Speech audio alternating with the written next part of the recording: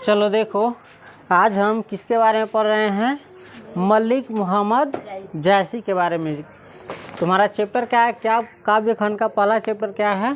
कड़बक। कौन सी है? कड़बक। इसी के लेखक है कौन? मलिक मोहम्मद जैसी। इसी के बारे में आज हम क्या करेंगे? पढ़ेंगे। ध्यान रखना, जो पढ़ाते हैं उसको अच्छे से सुनना, ध्यान में रखना, क्योंकि ये परीक्षा में बहुत ज़्यादा ज़रूरी है। इसमें से परीक्षा में आता है तो आता ही, इस बात का ध्यान रखना, ठीक है। अगर तुम फर्स्ट डिवीज़न लगाना चाहते हो तो हिंदी, इंग्लिश और होम साइंस, ये तीनों बढ़िया से तैयारी रहना चाहिए। बाकी और भी विषय है उसको भी तैयारी अच्छा से करना, लेकिन ये तीनों क्या है, तुमको फर्स्ट डिवीज़न लाने के लिए मेन विषय है। क्योंकि जितना ज़्यादा नंबर उठाना चाहो, हिंदी में उठा सकते हो, होम साइंस में उठा सकते हो, इंग्लिश में भी उठा सकते हो, मेहनत करोगे तो। चलो तो शुरू करते हैं। ध्यान रखना, समझ गया? ऑब्जेक्टिव में ही पूछता है, किसमें? ऑब्जेक्टिव में, परीक्षा में पूछबे करता है। चलो शुरू करते हैं। ये जो पिक्चर देख रहे हो, यही है मलिक मोहम्मद जैसी। इस पिक्चर को ध्यान से देखो तो एक आंख तुमको छोटा लग रहा होगा, है ना? और उधर से कान का शायद एक चित्र भी नहीं दिख रहा है। खैर, ये तो पिक्चर में बताया नहीं जा सकता है, किताब पढ़ोगे तो तुमको पता चलेगा। वैसे तुमको पहले ही से पता है ना? चलो शुरू करते हैं। जन्म, मलिक मोहम्मद जैसी का जन्म कब हुआ ये याद रखना, 15वीं शताब्दी उत्तरार्ध। अगर समझना चाहते हो तो पहला लाइन दिया गया है 15वीं शताब्दी उत्तरार्ध। उत्तरार्ध का मतलब होता है 15वीं शताब्दी। कहाँ से शुरू होता है? 1400 से लेके 1499 तक उत्तरार्ध कर रहा है ना, तो पिछला इसका पड़ता है 1450, यानी 1450 के बाद इसका जन्म हुआ। 1450 के बाद, और तुमको दे दिया हुआ है अनुमानतः 1492। अगर 1450 से पहले जन्म होता तो इसको कहते हैं पूर्वार्ध। क्या कहते हैं? यानी आधा से पहले। उत्तरार्ध का अर्थ होता है आधा के बाद। समझ गए? यही ना लिखा है, तो उत्तरार्ध का अर्थ मतलब समझ गया। खैर खैर अब इसका एग्जैक्ट आ जाते हैं। मलिक मोहम्मद जैसी का जन्म कब हुआ? अनुमानतः हुआ 1492 में। अनुमानतः माने अर्थ होता है अनुमान से बताया जा रहा है। इसका क्लियर डेट पता इतना पहले के आदमी जन्म तिथि न याद रखते, कहिया जन्म होली न होली, सावन भादो याद रखती हो, आश्विन कार्तिक कहिया होली से क्लियर। अभी के आदमी मिनट सेकेंड डेट फेट सब। चलो, और निधन, मलिक मोहम्मद जैसी का निधन हुआ 1548। ये भी अनुमानतः ही है। अनुमानतः माने कब मरे ये भी क्लियर डेट पता नहीं है, तो ये भी क्या अनुमान से बताया जाता है 1548। अभी तो जन्म प्रमाण पत्र बने छै, मृत्यु प्रमाण पत्र भी बने छै, तो में क्लियर डेट मालूम चल जाए। उसके बाद निवास स्थान, मलिक मोहम्मद जैसी का निवास स्थान कहाँ है? जायस में है। इसी जायस में रहने के कारण इसका नाम पड़ा होगा जैसी। पड़ा होगा नहीं, पड़ा है। कौन सी? जैसी। मलिक मोहम्मद जैसी। जैसी में गांव का नाम दिखाया गया है। इसका कब्र कहाँ है?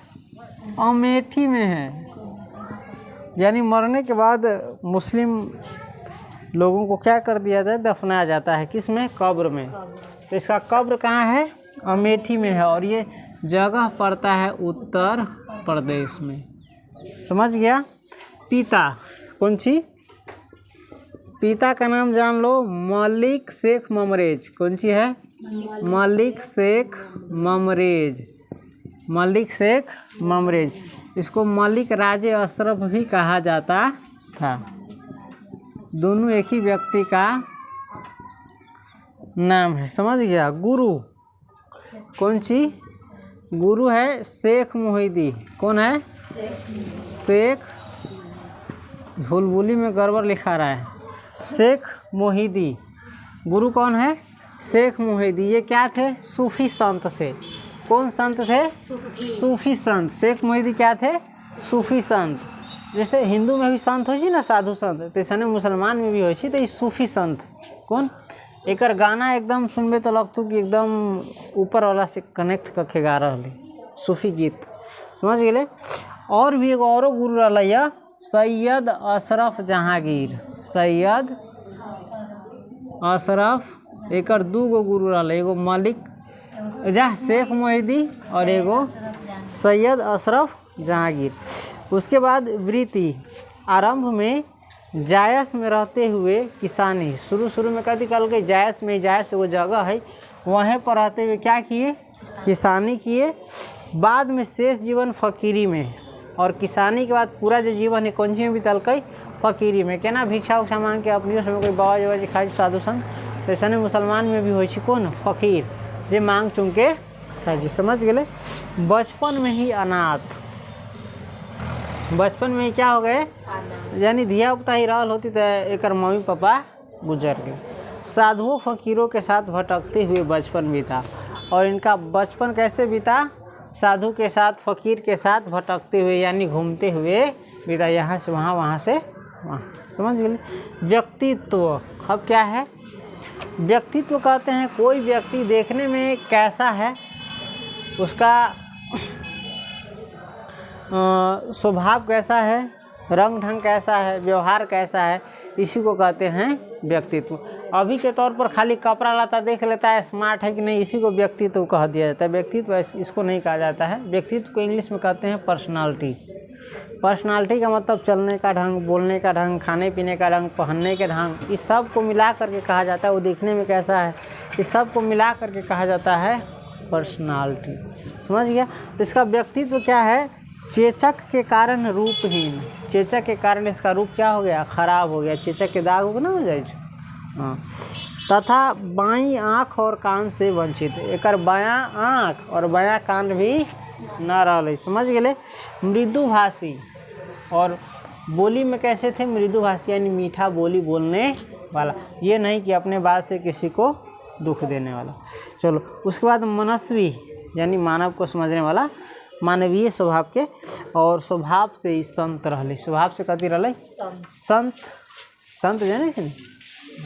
चल कृतियाँ, ये बार बार बताते हैं, कृतियाँ फिर जरूरी आता है, सबको याद रखना है, ये ना कि ये मेन है, ये कौन सी है मेन, इसके अलावा भी और भी चीज़ जो इसमें है उसको भी याद रखना है। तो कृतियाँ इसका क्या है, तुम किताब में देख सकता है अपने से, नहीं तो हम बोल भी देते हैं, देखो पद्मावत, अखरावट, आखिरी कलाम, चित्ररेखा, कहरानामा, मसला या मसलानामा, कहरानामा को मोहरी बाईसी भी कहते हैं, समझ गया। इसके अतिरिक्त चंपावत, होलीनामा, इतरावत आदि भी कृतिया उल्लेख में आती है। परीक्षा में तुमको पूछ सकता है पद्मावत के लेखक, रचनाकार, रचयिता, कवि कौन है, मलिक मोहम्मद जायसी। इस प्रकार से और भी जो कृतियाँ कहें वो सब। चलो इसको संक्षेप में जान लेते हैं, बाकी चीज़ों का वो भी ध्यान रखना। मलिक मोहम्मद जायसी का पिक्चर दिखा दिए। मलिक मोहम्मद जायसी का जन्म कब हुआ, 1492 अनुमान से, और निधन कब हुआ, 1548। निवास स्थान इसका कहाँ है, जायस है, कहाँ है, जायस। कब्र कहाँ है, अमेठी में है। ये सब जगह पड़ता है उत्तर प्रदेश में, जहाँ पर भगवान श्री राम अवतार लिए थे। भगवान का जन्म नहीं होता है, अवतार लिया जाता है, समझिए। जन्म इंसान का होता है ना। चलो इनके पिताजी का नाम क्या था, चलो इनके पिता का नाम क्या था, मलिक शेख ममरेज। इसको मलिक राजे अशरफ भी कहा जाता था, है चाहे था, इसमें कन्फ्यूजन हो जाए कला कि आदमी अभी चल गई दुनिया से, है ना, 500 वर्ष लगभग पहले। चलो इनके गुरु का नाम क्या था, शेख मोहिदी। क्या था, ये बता दिए थे, सूफी संत थे। और एक और गुरु अलैया सैयद अशरफ जहांगीर, समझ गए। कृतियाँ बता दिए, इनकी कृतियाँ कौन कौन है, पद्मावत, अखरावट, आखिरी कलाम, चित्ररेखा, कहरानामा, कहरानामा को मोहरी बाईसी भी कहा जाता है, मसला या मसलानामा। इसके अतिरिक्त चंपावत, होलीनामा, इतरावत आदि कृतियाँ भी इनका ही है। इसके अलावा अब बाकी जो है इसका शेष भाग हम दूसरे वीडियो में देखेंगे। शेष भाग है ना, अभी तक ले तो ये जो बोल्ड अक्षर में थे वही है ना। इसके बाद शेष भाग में थोड़ा सा जो अति मुख्य चीज़ है अभी हम वैसे ही बताते हैं। मलिक मोहम्मद जायसी किसके कवि हैं, प्रेम के पीर के कवि। मलिक मोहम्मद जायसी किसके कवि हैं, प्रेम के पीर, यानी पीर मतलब होता है दुख, प्रेम में जो पीड़ा होती है, दुख होती है, उसी के कवि है कौन, मलिक मोहम्मद जैसी, और लिखा भी इसी पर है। ठीक है,